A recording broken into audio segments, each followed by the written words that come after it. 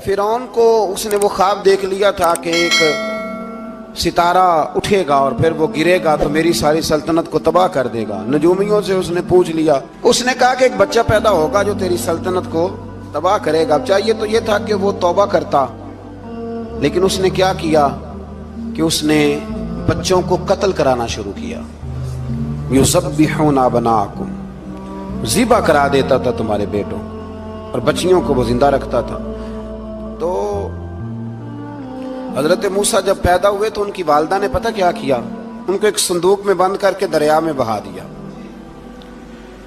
अब दरिया में बहते जा रहे हैं तो माँ थी तो परेशान भी हो गई, उनकी हमशीरा को कहने लगी जरा ध्यान रखना किधर जाते हैं। हजरत मूसा अलैहिस्सलाम दरिया में बहते बहते ना, फिरौन ने ना दरिया के किनारे मकान बनाया हुआ था। आपको पता है बादशाहों का ज़ौक होता है, आजकल हमारे जो हुक्मरान हैं उन्होंने उसका नाम फार्म हाउस रखा हुआ है, मेरा फार्म हाउस, और पुराने जमाने में लोग डेरा कहते थे। तो उसने भी इस तरह का फार्म हाउस बनाया हुआ था। वहां पे हजरत मूसा अलैहिस्सलाम तैरते हुए ताबूत के अंदर, संदूक के अंदर जा रहे हैं। फिरौन और उनकी बीवी हजरत आसिया बे औलाद थी, बड़ी तड़प थी बेटे की, वो भी वहां खड़ी थी। संदूक तैरता हुआ आया तो फिरौन ने कहा कि जाओ पकड़ के लाओ, देखो क्या है। जब वो लेके आए ना तो आपकी हमशीरा जो निगरानी कर रही थी परेशान हो गई कि ये तो उसके हाथ लग गए, ये तो अब मार डालेगा। लेकिन जब खूबसूरत और चमकता हुआ बच्चा देखा तो बीबी आसिया कहने लगी ये बनी इसराइल का है ही नहीं, ये तो पता नहीं कहां से बहता हुआ यहां आ गया है, तू ऐसे ही छोड़, ये पता नहीं कहां से, रख ना ले, रख ना ले।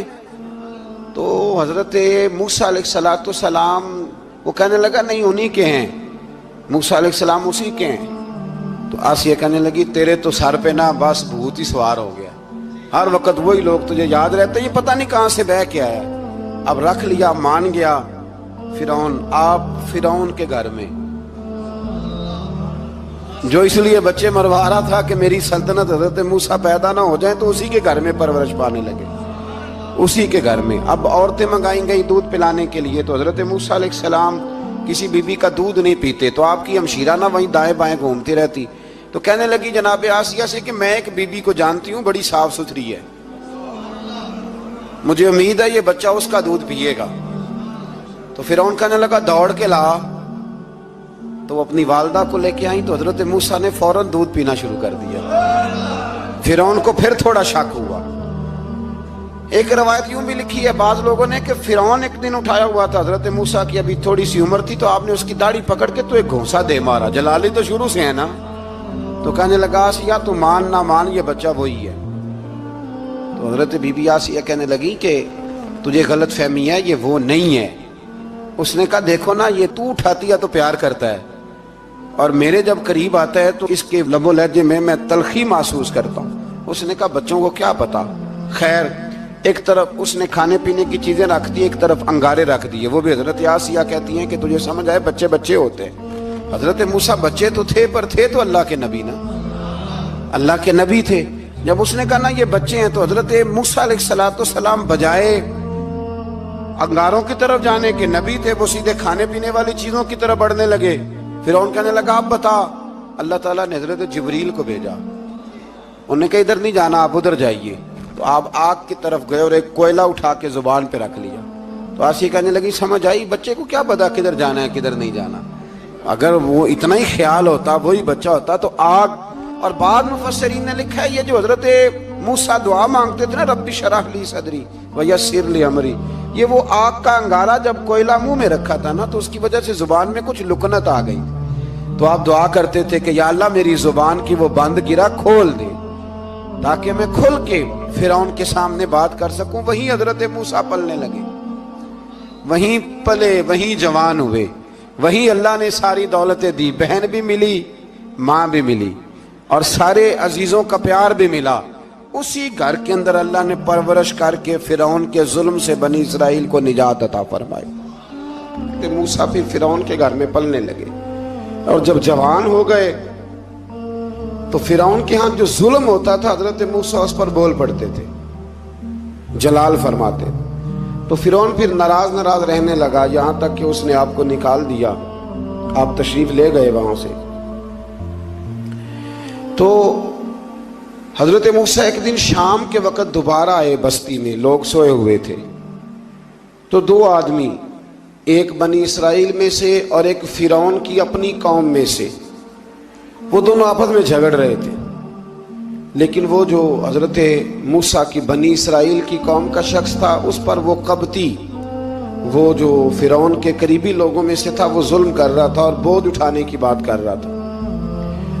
اب اس نے حضرت موسیٰ کو پکارا کہ یہ دیکھے میرے ساتھ کس طرح کی بات کر رہا ہے. تو حضرت موسیٰ کا ارادہ بھی نہیں تھا، آپ نے بس اس کو سمجھایا. پر کچھ لوگوں کو سمجھ، تو حضرت موسیٰ نے پھر ایک مکہ مارا، ایک گھونسا مارا، صرف ایک ہی.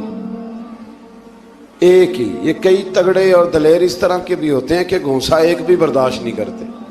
وہ ایک مارا، آدمی دھڑام سے زمین پہ گرا اور ماری گیا. حضرت موسیٰ کا ارادہ نہیں تھا لیکن وہ مر گیا. حضرت موسیٰ علیہ السلام نے اس بات پر اپنے رب سے استغفار بھی فرمائی. قرآن کہتا ہے کہ انہوں نے معافی چاہی کہ اللہ میرا ارادہ نہیں تھا. بہرحال اگلے دن نا حضرت موسیٰ دوبارہ آئے. وہ سنا کرتے تھے نا ہم کہ بیوقوف دوست سے عقل مند دشمن بہتر ہوتا ہے. وہ کم از کم دشمنی تو عقل مندی سے کرتا ہے نا، لیکن جو بیوقوف دوست ہو بیوقوفی. حضرت موسیٰ دوبارہ آئے تو وہ بنی اسرائیلی اگلے دن کسی اور سے جھگڑا کر رہا تھا. پھر اس نے مدد کے لیے پکارا تو حضرت موسیٰ کہنے لگے مجھے لگتا یہ ہے کہ تیری عادت ہے، تو خود بڑا جھگڑالو ہے، تو نے روز نیا جھگڑا شروع کیا ہوتا ہے. حضرت موسیٰ جب اس کی طرف بڑھے نہ ڈانٹنے کے لیے تو اس نے شور کرنا شروع کر دیا. کہنے لگتا ہے جس طرح آپ نے اسے کل قتل کیا تھا مجھے بھی قتل ہی کریں گے. یہ انسانوں کا مزاج ہے کہ آپ جب تک کسی کے طبیعت کے مطابق چلیں گے وہ راضی رہتا ہے، اور ذرا آپ اس کی طبیعت سے ہٹتے ہیں تو وہ شور کرتا ہے. اس نے کہا جی آپ مجھے بھی لگتا ہے ماریں گے. حضرت موسیٰ کلیم اللہ علی نبینا علیہ السلام کے بارے میں جب اس نے شور کیا تو بات پھر فرعون کے دربار تک گئی. وہ تو پہلے ہی بہانہ تلاش کر رہا تھا. اس نے کہا ڈھونڈو، پکڑو اور معاذ اللہ شہید کریں گے. کسی نے آ کے خبر دی کہ آپ جہاں سے ہجرت کر جائیں، اس لیے کہ آپ کے لیے یہاں حالات درست. اور بھائی یہ چھوڑ دیا کریں بات کہ فلاں آدمی کے حق میں فلاں جگہ حالات کیسے خراب ہوئے تو نبی کریم علیہ السلام مکہ چھوڑ کے کیوں آئے، حضرت موسیٰ علیہ السلام نے ہجرت کیوں فرمائی. یہ ایک ایسی عجیب بحث ہے جس کو لوگ بلا وجہ چھوڑ دیتے، بلا وجہ چھیڑ دیتے ہیں. اور بالخصوص ایک خاتون نے ایک دفعہ مجھے پیغام دیا تو میں بڑی اس کی بات سن کے مجھے عجیب لگا. وہ کہنے لگی کہ دوسری جگہ میری شادی ہوئی ہے، مجھے طلاق ہو گئی تھی، تو مجھے ایک تانا روز سننے کو ملتا ہے تو اتنی اچھی ہوتی تو وہاں نہ رہ لیتی. تو بھئی یہ کوئی تانے والی بات ہے؟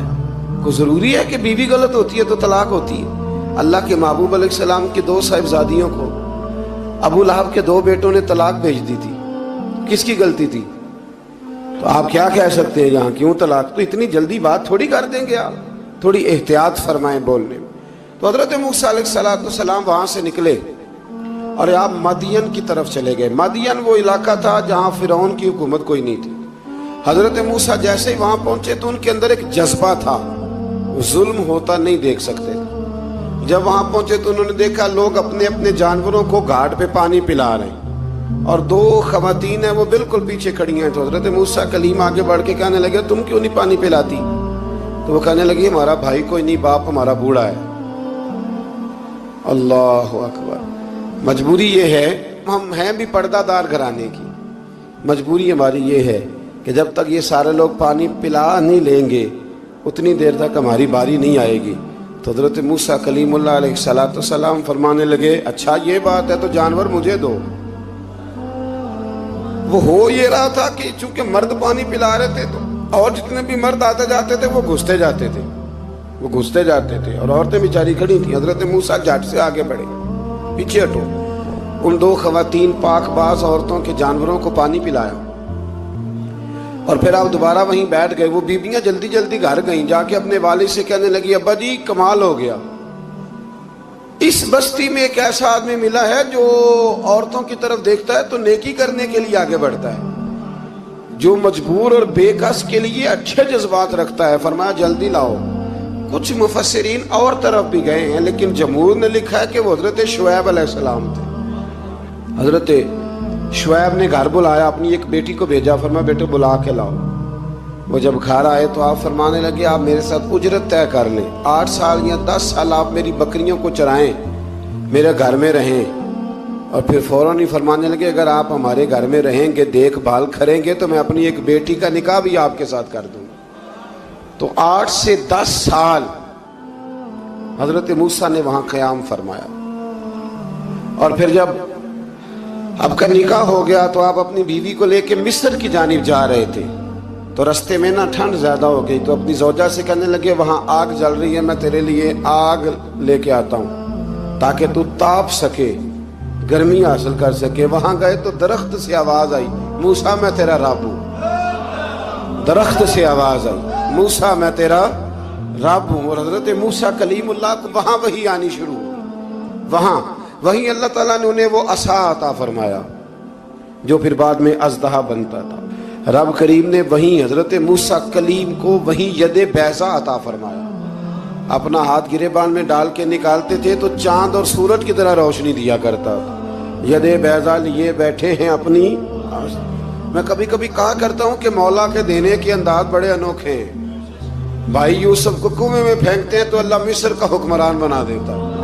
तो फिर हजरत मूसा वहां से वापस आए और आकर के आपने दोबारा वो सारा निज़ाम जिंदगी शुरू फरमाया।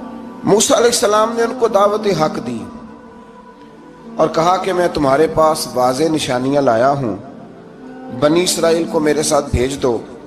फिरौन ने मोजज़ात पेश करने के लिए कहा तो हजरत मूसा अलैहिस्सलाम ने अपना असा ज़मीन पे डाला, अपना असा, अपनी छड़ी, अपना डंडा ज़मीन पे डाला तो वो एक वाज़े अज़दहा बन गया। फिर हजरत सैयदना मूसा अलैहिस्सलाम ने अपना हाथ गिरेबान से निकाला तो वो देखने वालों के लिए रोशन हो गया, हाथ के अंदर नूर पैदा हो गया। यदे बैज़ा लिए बैठे हैं अपनी आस्तीनों में। फिरौन के सरदारों ने हक को कबूल करने की बजाय इसे जादू करार दे दिया और कहा कि ये तुम्हें अपने मुल्क से निकालना चाहता है। उन्होंने कहा इस मामले को जरा ढील दो और जादूगरों को जमा करो। जादूगर आए, उन्होंने फिरौन से कहा कि हम हजरत मूसा के मुकाबले में जादू तो दिखाएंगे माज़अल्लाह, लेकिन अगर हम गालिब आ गए तो फिर हमारा इनाम क्या होगा? सौदा पहले तय कर रहे हैं, क्या इनाम मिलेगा? उसने कहा कि अगर तुम गालिब आ गए तो मैं तुम्हें अपना करीबी बना लूंगा। बादशाहों का करीबी होना भी तो बड़ी बात है ना, लोग बड़े पापड़ बेलते हैं करीबी होने के लिए। और ये जो करीबी होते हैं ना, बिलखुसूस जो बादशाहों के करीबी होते हैं, बादशाहों की तबाही का सबब भी यही लोग ही बनते हैं। ये उनको रोज खबर देते हैं कि सब अच्छा है, सब अच्छा है। और दुनिया के ज़्यादातर हुक्मरान इन्हीं लोगों की वजह से तबाह होते हैं, क्योंकि उनका खुद आवाम से राब्ता नहीं रहता। अगर वो खुद आवाम के साथ डायरेक्ट राब्ता करें तो शायद उन्हें अच्छी और साफ सुथरी चीज़ें समझने को मिल जाए। खैर, जादूगरों ने जब कहा हमें क्या लोगे, तो उसने कहा तुम्हें करीबी बना लूंगा। जादूगरों ने मूसा अलैहिस्सलाम से कहा कि आप पहल करेंगे या हम पहल करें? तो मूसा अलैहिस्सलाम ने कहा तुम पहल करो। जब जादूगरों ने अपनी रस्सियां जमीन पे डाली तो लोगों की निगाहों को सहर ज़दा कर दिया, जादू कर दिया और उन्हें डरवा दिया। उन्होंने कहा ये तो बड़ा जादू ले आए। तो अल्लाह ताला ने हजरत मूसा अलैहिस्सलाम को हुक्म दिया कि आप भी अपना असा जमीन पे डालें।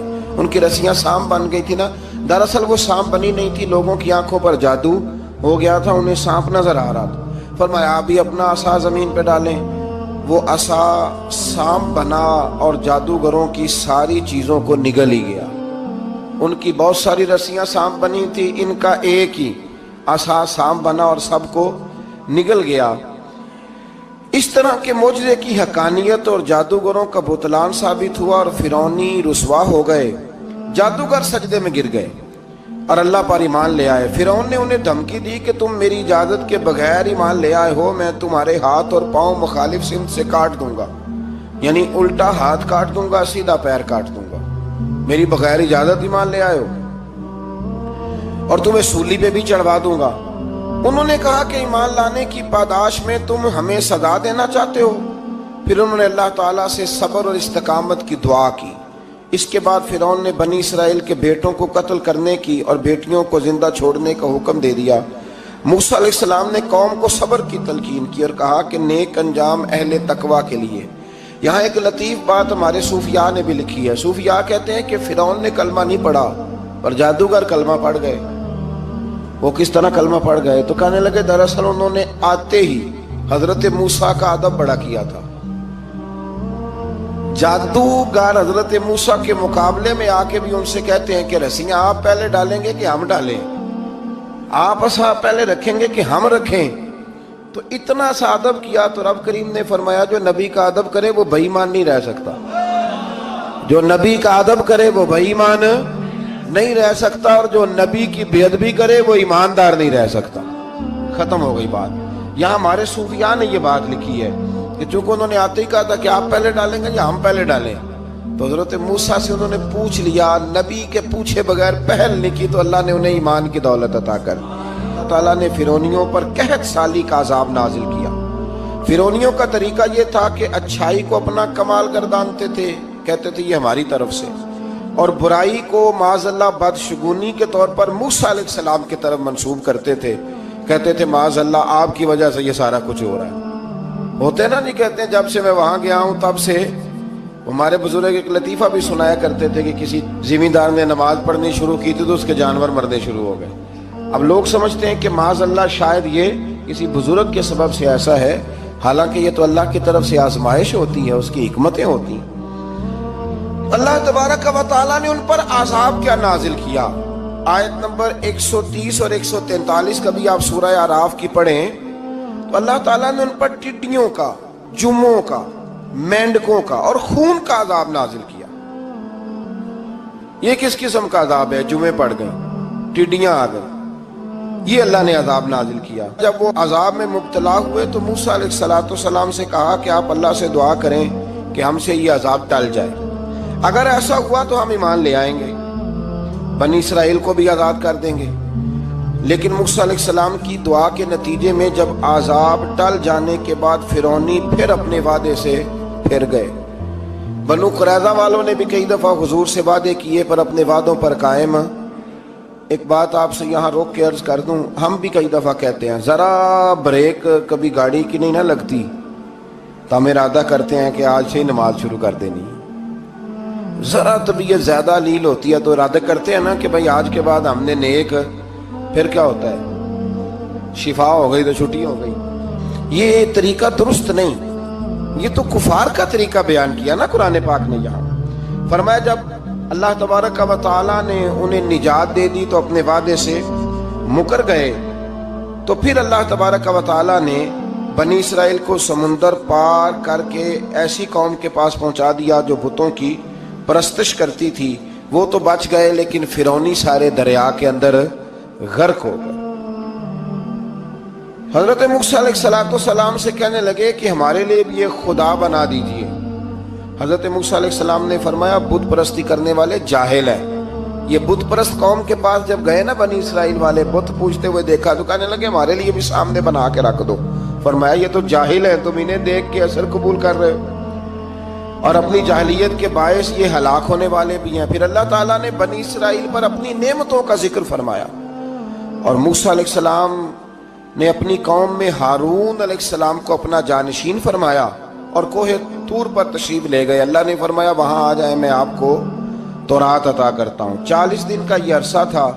موسیٰ علیہ السلام نے وہاں پہ جا کے، وہ سارا واقعہ بھی انہی آیات میں ہے کہ حضرت موسیٰ نے عرض کیا تھا کہ رب ارنی، یا اللہ میں تجھے دیکھنا چاہتا ہوں، تو فرمایا لن ترانی، تو نہیں دیکھ سکتا۔